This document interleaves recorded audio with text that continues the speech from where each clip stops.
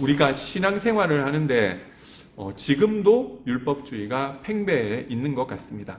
갈라디아서 5장에는 너희가 만약 할례를 받는다면 너희는 그리스도에게서 떨어진 자요 그리스도가 너희와 아무 상관이 없게 되어버린다고까지 강력하게 경고하고 있는데요.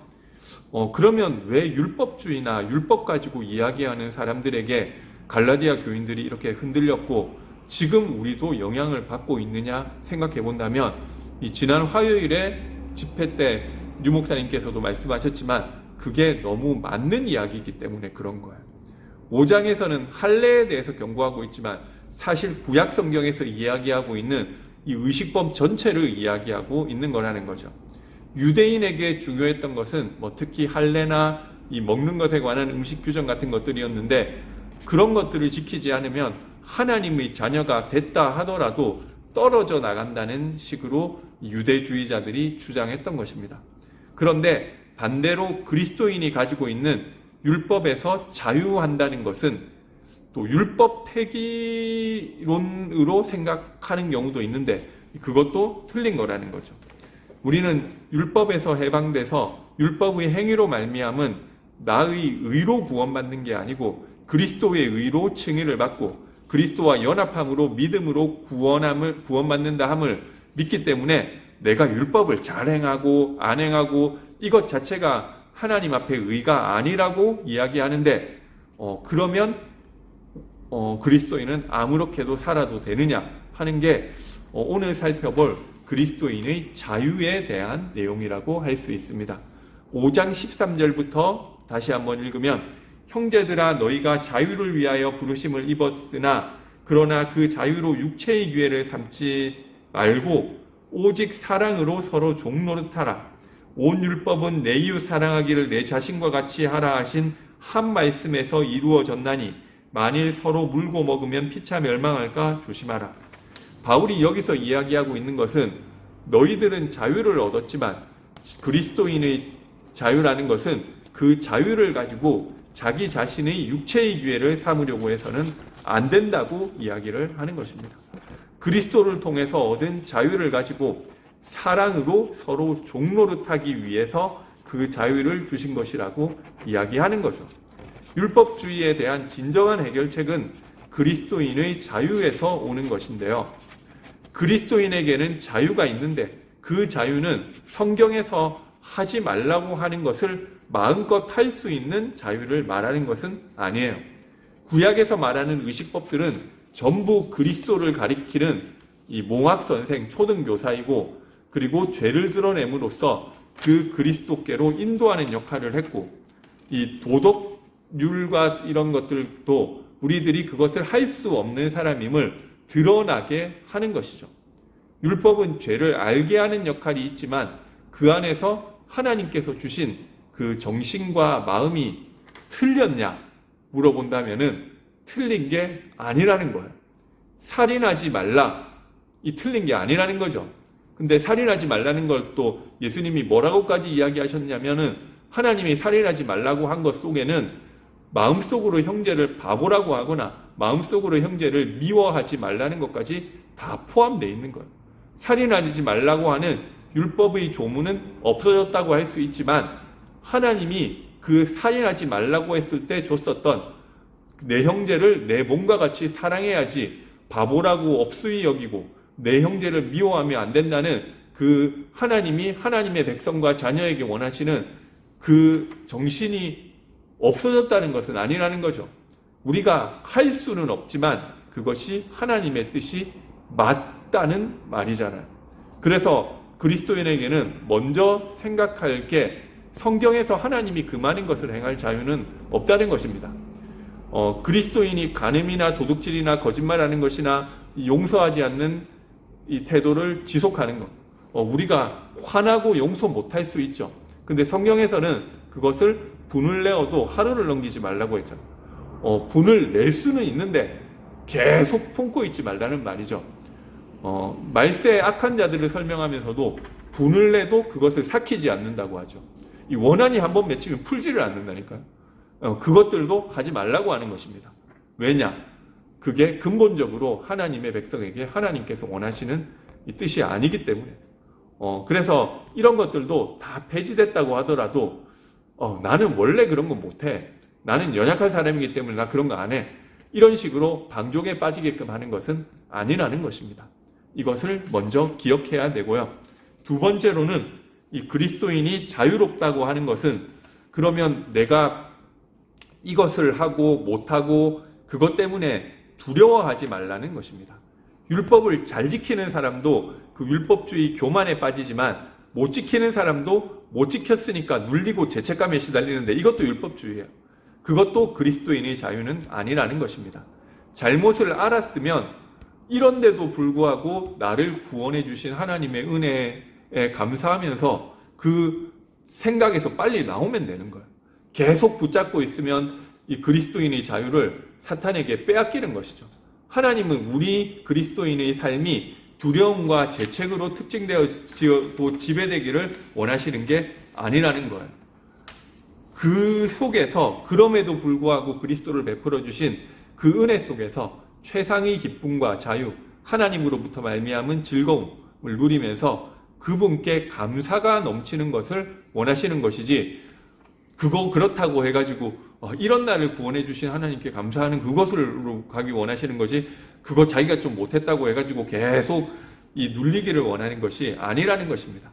이것은 나에게도 그렇고 다른 사람을 봤을 때도 그렇게 해야 되는 것입니다. 율법주의라는 것은 내 수준보다 안 되는 사람, 어떻게 저럴 수가 있느냐고 비판한다니까. 그리고 또 나보다 더 잘하는 사람 쳐다보면 눌린다니까. 나보다 못하는 사람 쳐다보면 누르고, 그런 게 아니라는 것입니다. 그리스도인의 자유를 설명하고 있는데요. 첫 번째로 자유를 누린다는 것은 방종을 말하는 것은 아니다. 두 번째, 그러면서도 내가 눌리는 것도 아니다. 그리스도 안에서 주신 기쁨과 이 구원에 대한 감사, 그리고 최상의 그런 기쁨을 누리기를 하나님이 원하시는 거라는 것. 그게 복음 주신 이유. 마지막 세 번째는 단순히 자유를 누리는 것보다 더 중요한 것은 오늘 본문에서 사랑이라고 이야기하였습니다. 그리스도인의 자유의 실천, 이것에 있어서 가장 중요한 실천은 사랑이라고 하는 것입니다. 왜냐하면 사람들은 다 자기 자신에 얽매여 있기 때문에 진짜 사랑을 못한다니까요. 그런데 복음은 자기 중심적인 이 본성의 죄를 깨닫게 만들고요. 거기서 빠져나오게 만들고 자기 자신을 부인하게까지 만드는 것이 복음이라는 거죠. 그래서 온 율법은 한 가지에서 이루어진다고 하였습니다. 내 이웃을 내 몸과 같이 사랑하라고 하신 이 한 율법으로 다 이루어져 버리는 거예요. 고린도전서 5장 21절에도 그리스도의 율법이라는 말이 나온다는 거죠. 우리는 율법에서 해방됐는데 이 조문에 쓰여진 그 율법에서 해방돼서 어디 율법에 매이게 되느냐? 그리스도의 율법. 이 갈라디아서에도 그리스도의 법이라는 단어를 쓰는데요. 이 그리스도의 율법, 그리스도의 법은 한마디로 말하면 사랑인 거예요. 예수님이 고별 설교에서 제자들에게 내가 너희에게 새 계명을 준다고 하고 딱 한 가지만 이야기하시죠. 내가 너희를 사랑한 것 같이 너희도 서로 사랑해라. 오늘 14절에 보니까 오직 사랑으로 서로에게 종노릇해라. 내 자유보다 하나님께서 구원하신 형제 자매의 영적인 평안함, 그리고 그들이 그리스도 안에서 자라날 수 있도록, 그거보다 더 귀한 자유는 없다는 것입니다. 내가 자유롭다고 해서 상대방의 안녕을 해치는 일을 안 한다니까요. 그것은 그리스도 안의 자유는 아니라는 것입니다. 그리스도 안의 자유는 항상 내가 하고 싶은 대로 하는 게 아니고 그리스도 안에서 서로 종노릇해서 이 사람을 사랑하고 이 사람을 세우고 이 사람을 안녕하게 해주는, 그게 진짜 자유라고 하는 것입니다. 죄로부터의 자유. 그렇죠? 그래서 바울은 고린도전서 5장 21절에 그리스도의 율법을 이야기한 것입니다. 고린도전서에서 이야기하고 있는 그 그리스도의 율법의 핵심은 내가 율법을 가진 자지만 율법이 없는 사람들 앞에서는 내가 법 없는 사람들처럼 행했다. 그러면서 이 그리스도 율법을 이야기한 거거든요. 그리스도 안에, 내가 그리스도 안에서 자유한 사람이지만 율법에 매인 사람들 앞에서는 나도 율법을 따르는 사람들처럼 해줬다. 그 이유가 뭐냐? 아무쪼록 그들 중 한 사람이라도 구원할 수 있지 않을까 생각해서. 그래서 율법 있는 사람에게는 율법 있는 것처럼 그 사람의 이야기를 들어주고 그 사람의 이야기를 경청해 주는 거예요. 그 율법인데 틀렸어. 그렇게 하지 않고. 그리고 율법이 없는 사람에게는 율법이 있는데도 자기도 율법 없는 것처럼 다 이야기해 줬다니까. 그런데 고린도 교회는 거꾸로 했죠. 율법 없는 자는 율법 있는 자를 비판하고 율법 있는 자는 율법 없는 자를 비판하고 있었다는 거죠. 근데 바울은 어떻게 했느냐? 율법 있는 자에게는 마치 내가 율법 있는 것처럼, 율법 없는 자에게는 내가 율법 없는 것처럼, 고기를 가지고 이야기했는데 고기 먹을 수 있는 자들 앞에서는 먹어도 되지. 왜냐하면 고기가 나쁜 거 아니니까. 우상에 절했든 말든 다 하나님 창조하신 거 아니까. 그런데 그 고기 때문에 시험 드는 자 있다면 나는 그 사람 살리기 위해서 고기를 영원히 먹지 않겠다. 이게 진짜 율법주의에서 빠져나온 진짜 하나님의 마음을 가지고 있는 그리스도인의 자유라는 것입니다. 이 생각이 제대로 자리를 잡으면 이 공동체가 아름다운 공동체가 될 수가 있는 거죠. 서로 사랑으로 섬기고 연약한 자들을 그 사람의 입장에서 기다려줄 수 있고, 사랑은 오래 참고 기다려준다고 하는데 그 사람을 권면하더라도 그 사랑이 흘러나오지 않으면은 그 권면이 상처가 되고 율법주의가 되잖아요. 그 사랑을 배경으로 하지 않으면. 그래서 그리스도인의 자유를 가지고 있지 않는 모든 것들은 좋은 것들도 결국 율법주의로 흘러갈 수밖에 없는 것입니다. 이런 부분을 경계하라는 거죠. 왜냐하면 결국에는 교회라는 곳은 공동체를 이루고 많은 사람들이 모여 있는 곳이기 때문에 그 부분에 대해서 경계해야 된다는 것입니다. 율법주의를 경계한다를 넘어서서 진짜 하나님이 원하시는 것은 율법주의 해라 하지 마라가 아니고 그리스도인의 참된 자유를 누려라. 사랑으로 서로 종노릇하는 그 은혜가 있게 되시기를 바라겠습니다. 기도하겠습니다. 사랑의 하나님, 은혜와 사랑을 감사드립니다. 율법을 지킴으로 하나님께 인정받고 지키지 못함으로 저주받는 율법의 저주에서 그리스도 예수로 말미암아 완전히 빠져나오게 하신 은혜에 감사드립니다.